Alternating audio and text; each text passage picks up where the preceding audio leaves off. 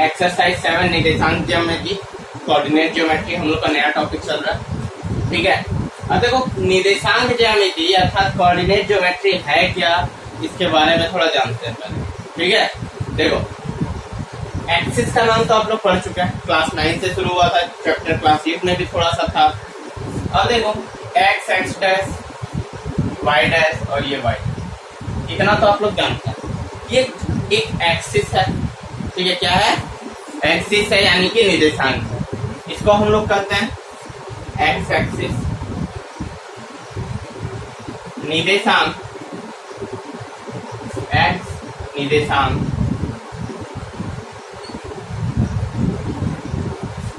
इसका एक और नाम है, ठीक है, एक्स निर्देशांक का भुज। क्या नाम है, भुज। क्वेश्चन में कभी कभी कंफ्यूजन करने के लिए एक्स एक्सिस ना देके भुज दे देता है, ठीक है, और इंग्लिश में इसको कहते हैं एब्सिसा। ठीक है, अब देखो वाई एक्सिस, वाई एक्सिस यानी कि कौन सा निर्देशांक, वाई निर्देशांक।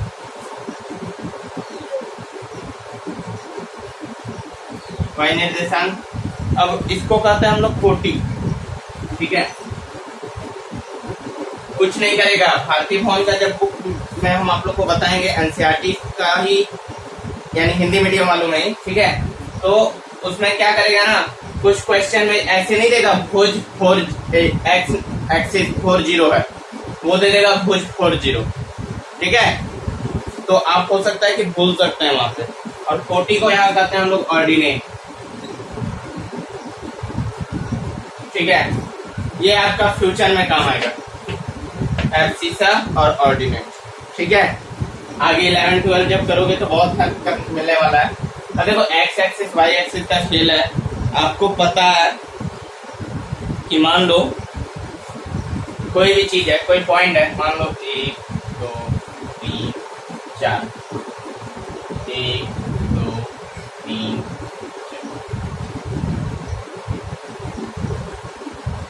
मान लो कोई पॉइंट है यहाँ। ठीक है, अब देखो ये हो गया 2, ये हो गया 3, नाम क्या बनेगा,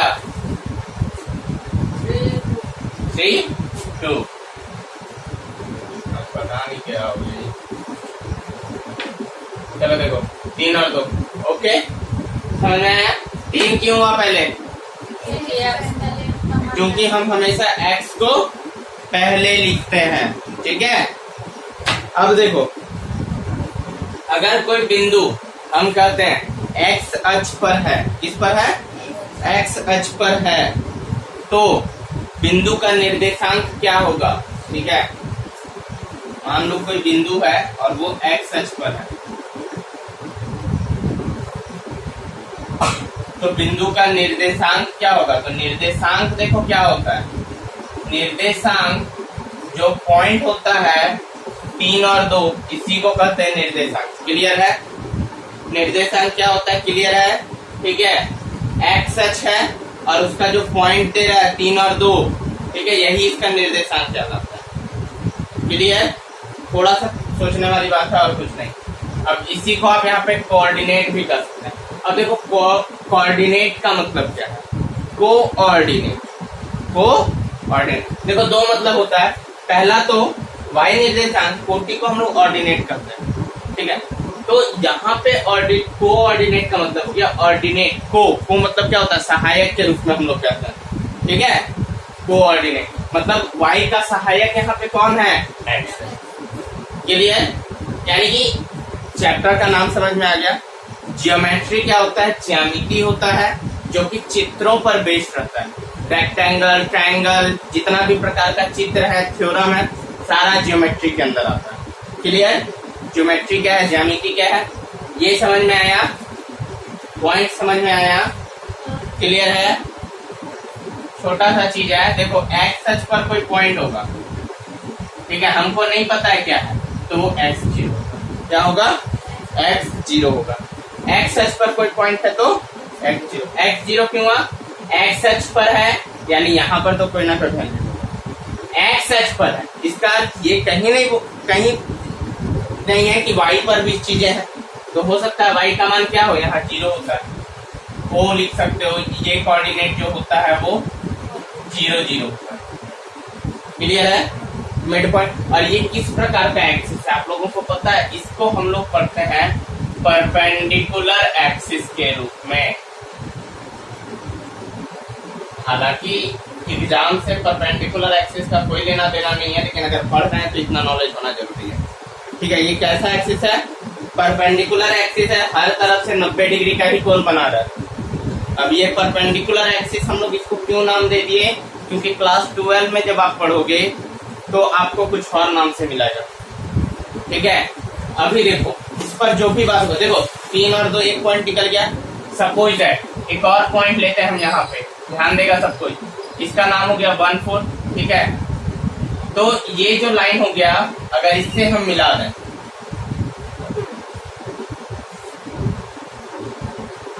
इस लाइन को हम इससे मिला दें, एक सीधी रेखा बन रही है। ठीक है, नामकरण कर दिए, ए हो गया बी हो गया। क्लियर है, अब देखो नामकरण जब हो गया ए और बी हो गया, अब मान लो पूछ दिया कि इसका दूरी कितना है, डिस्टेंस कितना है, तब तो आप खोचक के रह जाओ, क्योंकि आपने तो सिर्फ कोऑर्डिनेट के बारे में पढ़ा है, आपने तो कभी ये पढ़ा ही नहीं कि भाई दूरी कैसे निकालते हैं। तो वही चीजें यहाँ पर हम सीखेंगे। ठीक है, अब अगर हम एक और पॉइंट बना दें, मान लो पॉइंट नंबर सी। ठीक है, यहाँ आपके लिए भी कुछ लाइनिंग होगा, ठीक है, होगा ना। तो ये किस तरह का फिगर बन गया, ट्रायंगल बन गया। ठीक है, टेढ़ा बन गया तो कोई दिक्कत नहीं है, उसको सीधा कर लेना। ठीक है, अब देखो ये सी बन गया, तो कहीं ना कहीं ये एक बात तो क्लियर हो रही है कि ये जो होता है वो 2D फिगर पर बेस्ड होता है। किस पर बेस्ड होता है, 2D फिगर। 2D फिगर मतलब 2 dimensional figure, circle, rectangle, square, rhombus, parallelogram. ठीक है, और कुछ बस इसी तरह का। ठीक है, फिलहाल के लिए और भी होंगे कुछ। ठीक है, वो तो पढ़ते जाए। और स्ट्रेट लाइन भी क्या है, एक 2D फिगर ही है। लेकिन जब आप बात करोगे 3D फिगर का, क्यूब,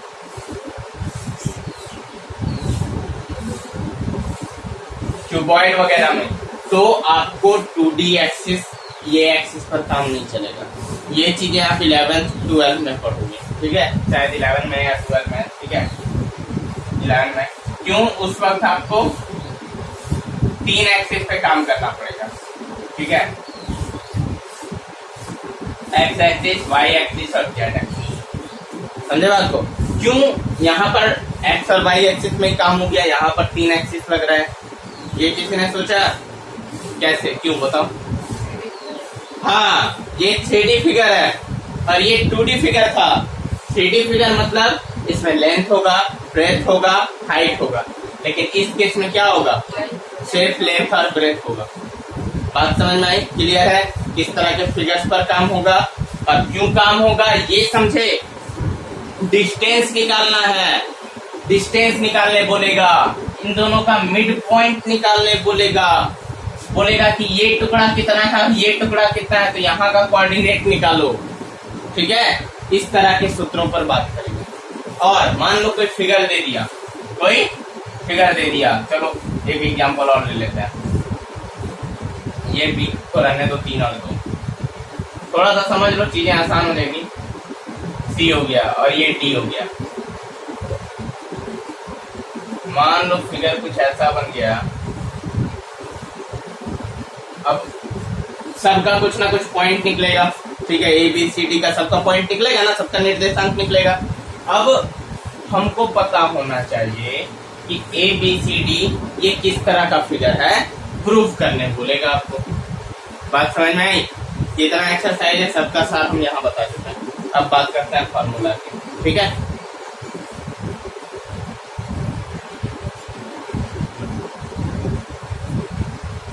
क्या पूछा आपने, ये भारत का संविधान उद्देश्य का ना। देखो इसको थोड़ा ध्यान से देखोगे, अब पूछ लिया है तो बता देते हैं थोड़ा सा। भारत का संविधान उद्देश्य का होता क्या है, तो देखो हम भारत के लोग भारत को एक संपूर्ण प्रभुत्व संपन्न समाजवादी पंथ निरपेक्ष लोकतंत्रात्मक गणराज्य बनाने के लिए उसके समस्त नागरिकों को सामाजिक, आर्थिक और राजनीतिक न्याय, विचार, अभिव्यक्ति, विश्वास, धर्म और उपासना की स्वतंत्रता, प्रतिष्ठा और अवसर की क्षमता प्राप्त कराने के लिए तथा उन सब में व्यक्ति की गरिमा और राष्ट्र की एकता और अखंडता सुनिश्चित कराने वाली, बंधुता बढ़ाने वाली दृढ़ संकल्प होकर अपनी संविधान सभा में आज तारीख 26 नवंबर 1949 ईस्वी मिति मार्गशीर्ष शुक्ल सप्तमी संवत 2006 विक्रमी को एतद द्वारा इस संविधान को अंगीकृत, अधिनियमित और आत्मनिर्भर करते हैं। देखो समझो इसको क्या है ये, मतलब कि भारत का संविधान जब बना था, ठीक है, भारत के संविधान बनने से पहले की बात है, ठीक है, जब इसको लिखा गया था कि इसका उद्देश्य क्या है, भारत का उद्देश्य का, यहाँ पे लिखा हुआ ना एक लाइन ऊपर है, भारत का संविधान उद्देश्य का। तो उद्देश्य हम हमेशा कहते हैं कि मान लो अगर आप कोऑर्डिनेट ज्योमेट्री पढ़ रहे हैं तो इसका उद्देश्य क्या है, तो इसका उद्देश्य हमने बताया कि किस तरह के क्वेश्चंस आप डील करने वाले हैं यहाँ पे। तो इस तरह ये आपका उद्देश्य है कि मान लो कोई पॉइंट दिया है, उसका डिस्टेंस कितना है, दूरी कितना है, कितना मीटर है, सेंटीमीटर है, किलोमीटर, कुछ होगा ना जी, वही वाला एक्सिस के माध्यम से ज्ञात करना आप लोग के लिए चुनौती है, ठीक है। तो यही संविधान का उद्देश्य क्या था, तो संविधान का उद्देश्य यही था कि भारत को एक संपूर्ण राष्ट्र बनाना है, ठीक है, धर्म से ऊपर उठ के लोकतंत्र के रूप में, ठीक है, लोकतंत्र जो आजादी मिली है हम लोगों को हर तरह की, ठीक है, और उसके समस्त नागरिकों को, ऐसा नहीं है कि सिर्फ हमको या अमीरों को मिलेगी वो नागरिकता, ठीक है, हर तरह के समाज को मिलेगी विचार, अभिव्यक्ति, विश्वास, धर्म, उपासना की सर्वोच्च, यानी तुम्हारा विचार क्या है, तुम्हारी आइडियोलॉजी क्या है। मैं हमेशा कहता हूँ आइडियोलॉजी बदलो, ठीक है, उस चीज को थोड़ा सा और अच्छा करो, बेटर करो। आर्थिक, राजनीतिक न्याय, आर्थिक यानी इकोनॉमिक तरीके से कोई भी गरीब ना रहे। कोरोना हुआ है, पूरा देश में देखो सरकारें मुफ्त में चावल बांट रही है ना, और भी कुछ कुछ चीजें बांट रही है, दालें बांट रही है, तो सभी लड़कियों के अकाउंट में 500-500 रुपये आ रहे हैं। तो लोग में आया कि नहीं आया, आया ना। जनधन खाता योजना में जिनका है वो उनका आएगा, ठीक है। तो देखो गवर्नमेंट हम लोग का अच्छा है सोच रही है ना, दूसरे देशों में देखो इतना कुछ मिल रहा है क्या कहीं पे, कोई नहीं, आप मर रहे हो, कोई फर्क नहीं पड़ता है गवर्नमेंट। देखिए यहाँ फर्क पड़ता है, अभिव्यक्ति, विश्वास, आपके विश्वास को, धर्म को, यानी कि आपका जो भी धर्म है, आपको को आजादी है क्या, लेकिन हालांकि हर जगह ऐसा होता नहीं है, ठीक है, लेकिन फिर भी धर्म और उपासना की स्वतंत्रता है। आप कहीं भी धर्म, आप कोई भी धर्म मान सकते हो, नहीं भी मान सकते हो, इससे हमारी गवर्नमेंट को कोई लेना देना नहीं है। हर तरह के अवसर की समानता प्राप्त कराने की इच्छा है, क्योंकि जो संविधान बनाने वाले थे उनकी, ठीक है, भीमराव अंबेडकर या फिर जितने भी लोग थे, ठीक है, बोलिए। धर्म के मामले में फिर विचार, हाँ देखो यही तो खासियत है, यही तो खासियत है हमारे लोकतंत्र की कि किसी भी विचार को आप अपना सकते हैं। अगर आपको कोई डाउट है तो आप पूछ सकते। सबसे बड़ा फायदा क्या है, डाउट। आपके माइंड, देखो एक इंसान है ना, हर इंसान अलग तरह से सोचता है, सबका माइंड वेव्स जो होता है वो अलग अलग होता है। आपका अलग है, मेरा अलग है, इनका अलग है, इनका अलग है, इनका अलग है, समझे बात को। हर किसी का माइंड वेव अलग है। थोड़ी किसी को पता है कि अगर मेरा माइंड में जो चल रहा है वो उसका भी माइंड में चल रहा है। ऐसा होता है क्या हर बार? नहीं, कभी नहीं, ठीक है। आपका जो किसी चीज के प्रति सोच है वो हर किसी का नहीं हो सकता, कभी नहीं हो सकता, समझे बात।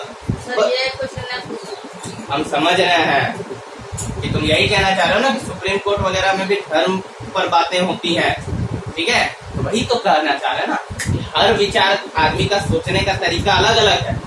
कोई राम जी को मानता है, कोई कृष्ण को मानता है, कोई शिव जी को मानता है, कोई दुर्गा माँ को मानता है, कोई भवानी माँ को मानता है, कोई काली माँ को मानता है। सबका अपना अपना आइडियोलॉजी है, सबका अपना अपना सोच है, समझे बात को। अरे भाई 33 कोटि देवी देवता है हमारे यहाँ। कोटि 33 कोटि। Y axis. हाँ वाई एक्सिस ना, कहाँ गया वाई एक्सिस कोटि? वो कोटि नहीं, इस कोटि का मतलब होता है ये वाला कोटि। ठीक है, शायद मैं भी कंफर्म नहीं हूँ एग्जैक्ट, लेकिन शायद यही वाला कोटि होता है। इसका अर्थ होता है कि 33 भागों में देवी देवताओं को बांटा गया है, यानी 33 ही है कुल मिला के ओनली 33। हाँ बस, नहीं अपने यहाँ, हाँ सनातन धर्म में, ठीक है। तो 33 कोटि देवी देवता है, मतलब कि ठीक है ना, वरुण हो गए, अग्नि हो गए, शिव हो गए, देखो सबका कैटेगरी 5 कैटेगरी में बांटा गया है। इन 33 को 5 कैटेगरी में बांटा गया, ठीक है। ये तो दिन बाद पता चला कि 33 कोटि के होते हैं, जिनमें 5 कैटेगरी के बाद गए हैं। एक कैटेगरी में आता है ब्रह्मा विष्णु महेश, सबसे उच्च लेवल के, हाई लेवल के। दूसरे लेवल में आते हैं तुम्हारे वरुण, इंद्र, व्योम वगैरह वगैरह, और भी बहुत सारे हैं यानी कि, ठीक है। हाँ तो बहुत तरह के होते हैं, ठीक है। यानी 33 है कुल मिला के। मैंने तो एक जगह कहीं पढ़ा हुआ देख लिया था, कौन सा बुक था, क्लास 5 या 6 में पढ़ लिया था, 33 करोड़ होते हैं। मेरा तो माथा फिर गया था। फिर बाद में पता चला अच्छा 33 ही होते हैं टोटल, 33 कोटि। पता नहीं कौन मूर्ख लिख दिया 33 करोड़, ठीक है। खैर छोड़ो, तो सबका अपना अपना विचार है, सबका अपना अपना आइडियोलॉजी है, और सबको उसमें बात करने की इच्छा है। यही लोकतंत्र है। अगर आप सुप्रीम कोर्ट में अपनी आइडियोलॉजी जाते हैं तो सुप्रीम कोर्ट भी उसका सम्मान करती है, ठीक है। ऐसा नहीं है कि तुम लेके चला गया है, क्या क्या पूछ देता, भागो यहाँ से।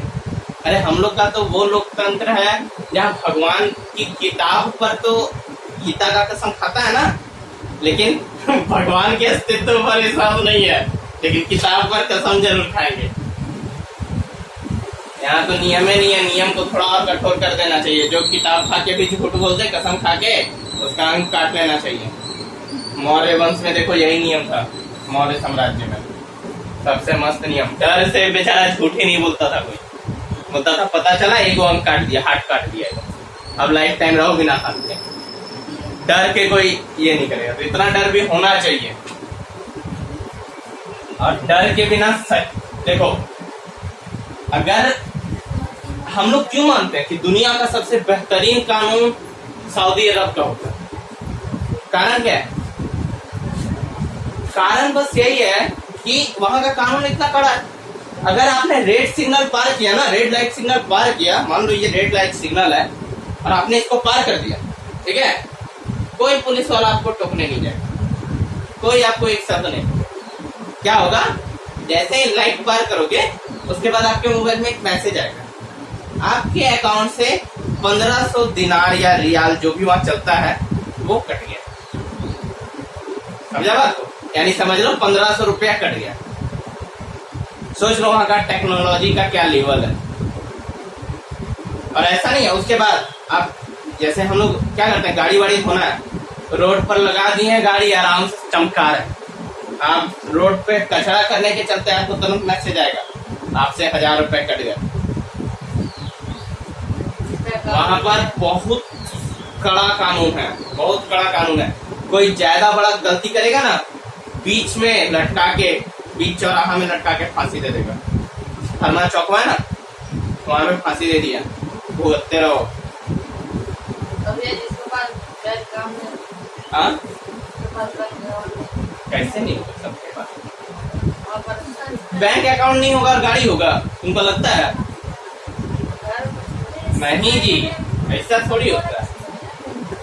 इतना बड़ा है, क्यों आज गवर्नमेंट हम लोग की सबका अकाउंट लिंक करवा रही है आधार कार्ड से?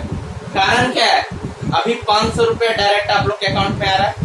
आज से 50 साल पहले, 20 साल पहले, छोड़ना 10 साल पहले भी 500 रुपया आपके नाम पर भेजती थी गवर्नमेंट। ऐसा तो नहीं कि पहले नहीं भेजा जाता था, भेजा जाता था, लेकिन आप तक पहुंचे बीच में ही खाने वाला 1000 गो है। मंत्री, मंत्री से फिर अफसर, अफसर से लेके छोटा अफसर, छोटा अफसर, ये वो लंद फंद 25 तरह से तो पैसा पार होता था। अब एक क्लिक पे सीधा आपका अकाउंट में है।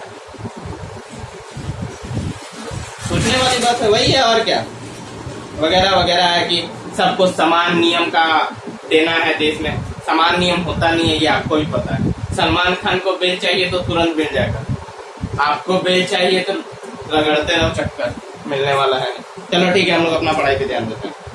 सलमान खान को बेल करने के लिए हम लोग भी मेहनत तुम लोग क्या मेहनत करता है जी? नहीं, मतलब पैसा है इसलिए मेहनत करता है, पैसा नहीं रहेगा तो कुछ काहे मेहनत करेगा? सिंपल बात बताओ ना। चलो हम लोग आते हैं क्वेश्चन पे, ठीक है? डायरेक्ट क्वेश्चन उठाते हैं। एग्जाम्पल बता देंगे, एग्जाम्पल बना लोगे ना? पहले भी एक बार क्लास हुआ है शायद इसका, ठीक है? चलो कोई नहीं, चलो क्वेश्चन नंबर 7.1 देखते हैं। 7.1 का सीधा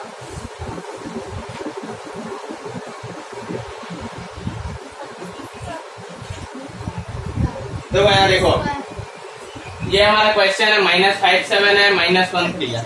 बनाने का तरीका क्या है? देखो नंबर स्टेप बाय स्टेप मिलेंगे, ठीक है? तो यहाँ a बराबर इतना है और b बराबर इतना है, ये हमने मान लिया। ये क्या किया हमने? मान लिया। उसके बाद a का जो पॉइंट है, ये x1 है -5, x2 है -1। ये याद रखोगे, पहला वाला x होता है, दूसरा वाला y होता है। पता नहीं गलती से रात में खुला छूट गया, लास्ट क्लास में इसी का कोई नहीं। x है और ये y है, तो ये x1 हो जाएगा, ये y1 हो जाएगा, और ये x2 हो जाएगा, ये y2 हो जाएगा। बस ये याद रखना, लिखने की आवश्यकता नहीं। यहाँ लिखोगे तो x1 बराबर -5, x2 बराबर -1, y1 बराबर 7 और y2 बराबर 3, ठीक है? तो ये चीज आप समझ लोगे, ज्यादा आपको आसानी रहेगी। इतना आपको लिखना ही है हर क्वेश्चन में, ये गांठ बांध लो। उसके बाद आपको AB का निकालना, डिस्टेंस निकालना था, दूरी सूत्र निकालना था, दूरियां निकालना था, ठीक है? अब दूरी सूत्र क्या होता है?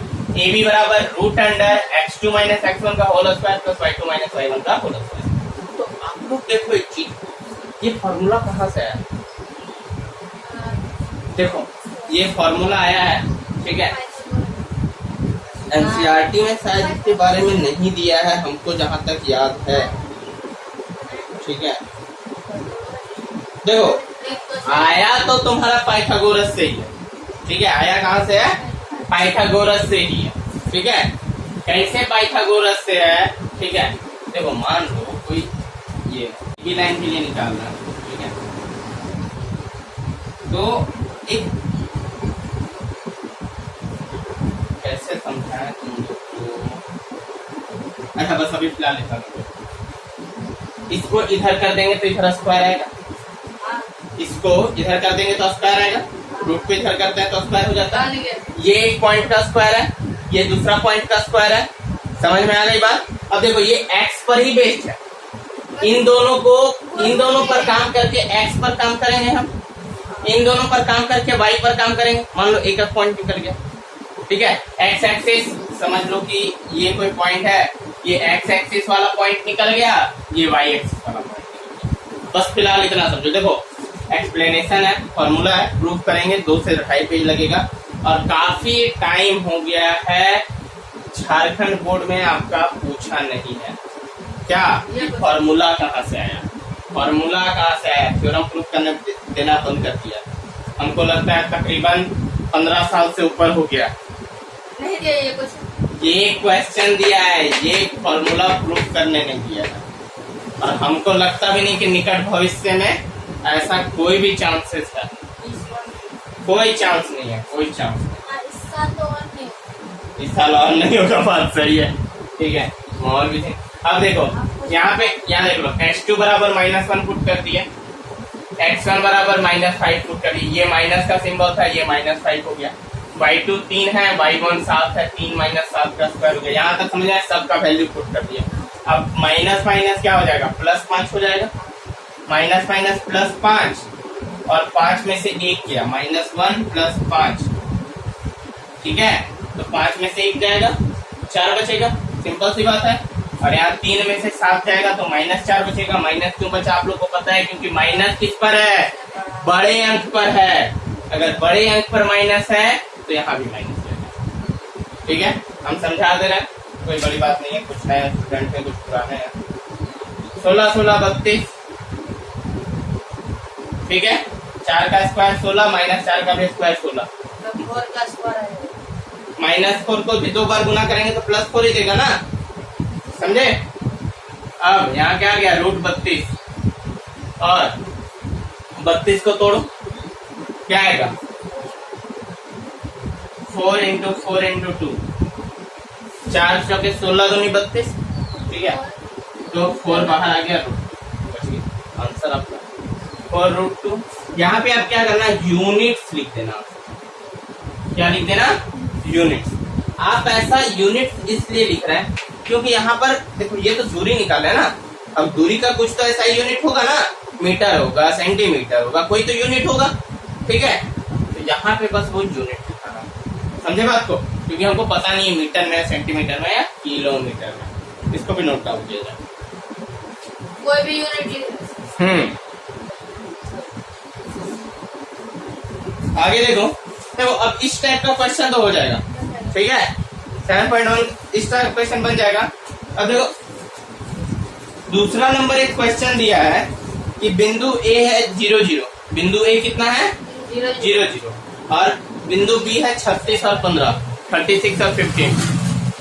तो आप दोनों शहरों ए तथा बीच के दूरी ज्ञात कीजिए, ए तथा बी के बीच की दूरी ज्ञात कीजिए। बन जाएगा, दूरी का सारा क्वेश्चन हो जाएगा, हम समझ लें, क्लियर है हमको। अब देखो ये इसी देखिए, जैसे आप बोले थे कि इसका बीच का दूरी निकालना है, हाँ तो इसका दूरी निकाल रहे हैं हम लोग। हाँ वही चीज निकाल रहे हैं। चलो क्वेश्चन नंबर 3 देखते हैं। देखो क्वेश्चन नंबर 3 कहता है निर्धारित कीजिए कि क्या बिंदु 1 5 बता रहा 2 3 सब बताएंगे, कंफ्यूज नहीं हो। और कौन सा है, 2 3 और -2 और -2 और -11 संरेखी है, बताते हैं। संरेखी नाम से क्या पता चल रहा है, संधि विच्छेद करो, समरेखी, समजोड़ रेखा, एक ही रेखा पर, ठीक है। देखो सिंपल सी बात है, कोई चीज का हिंदी में अगर मतलब ना समझ आए तो उसका संधि विच्छेद करने का कोशिश करो, आंसर खुद ब खुद समझ में आ जाएगा, ठीक है। आप सही बोलेंगे, हाँ जी एकदम सही बोले, आप लोग गलत बोल सकते हैं, कोई नहीं, समजोड़ रेखा, हल्ला नहीं।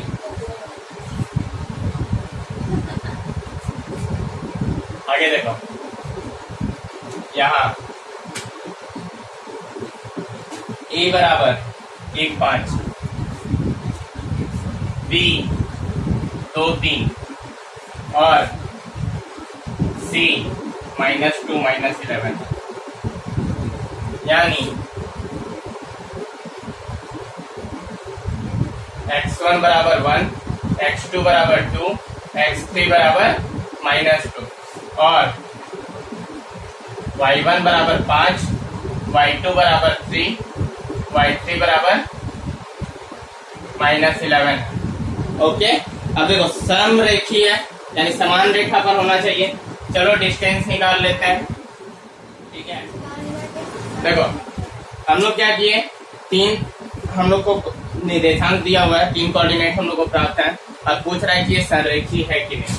संरेखी, समान रेखा, समरेखी, ठीक है। संरेखी का संधि विच्छेद कर दो, समरेखी आएगा, ठीक है। अब देखो यहाँ a बराबर इतना, b बराबर इतना, यानी कि a को x1 y1 मान लिया, b को x2 y2, c को x3 y3, ओके। और x1 = 1 हो गया, x2 = 2 हो गया, x3 = -2 हो गया। सबका पहला वाला लिख दिए, y1 हो गया 5, y2 हो गया 3, y3 हो गया -11। यहाँ तक क्लियर है। आगे देखो ab बराबर हम लोग का फॉर्मूला हो गया x2 - x1² y2 - y1²। पहले इस पर काम किए, x2 हो गया 2, x1 हो गया -1 यानी 1 ही है, माइनस यहाँ पुट हो गया, y2 है 3, y1 है -5 यानी 5, 3 - 5, 2 - 1 का स्क्वायर 1 का स्क्वायर, 3 - 5 - 2 का स्क्वायर, 1 + 4 = √5, ये आ गया। अब देखो BC निकाले इसी तरह, तो BC में क्या किए, C था तुम्हारा x3/3, ठीक है, और B था x2/2। तो यहाँ पे हम लोग का जो कोऑर्डिनेट था x2 x1 लेते थे, अब x3 x2 लेंगे, ठीक है, और y3 y2 लेंगे। अब यहाँ पे इसको भी सेम तरीका से सॉल्व करेंगे, x3 - 2 x2 2 -2 हो गया, y3 -11 और y2 है 3 -3 हो गया, -2 -2 -4 -11 -3 -14 का स्क्वायर, 16 + 1 96 212। 212 को जब सॉल्व करोगे तो 53√2 आएगा, ठीक है, यहाँ तक हो गया। अब देखो इसको नोट डाउन कर लोगे थोड़ा सा, ठीक है, और अब यहाँ पे गुड, यहाँ पे क्या करना है हम सो बता दे रहे हैं थोड़ा सा। अब निकाल लोगे मान AC का, ओए सब इधर देखो,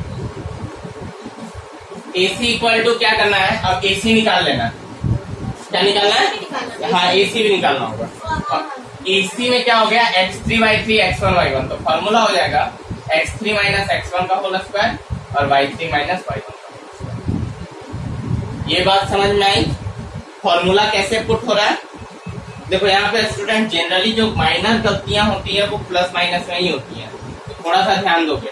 x3 - 2 x1 हो गया 1 -1 स्क्वायर प्लस y3 कितना है -11 माइनस y1 कितना है 5 का होल स्क्वायर रूट अंडर -3 का स्क्वायर प्लस -16 का स्क्वायर। सॉल्व करेंगे, इधर हो गया 9 + 16 का स्क्वायर कितना होता है, बोलो 256। एक बार देख लो तो जी, 256 और 9 कितना हो गया 265, ठीक है, यहाँ तक हो गया। अब एक चीज का ध्यान दो, अब देखो हम यहाँ लिखेंगे क्या, अतः 16 का स्क्वायर कितना आ रहा है 256 है ना,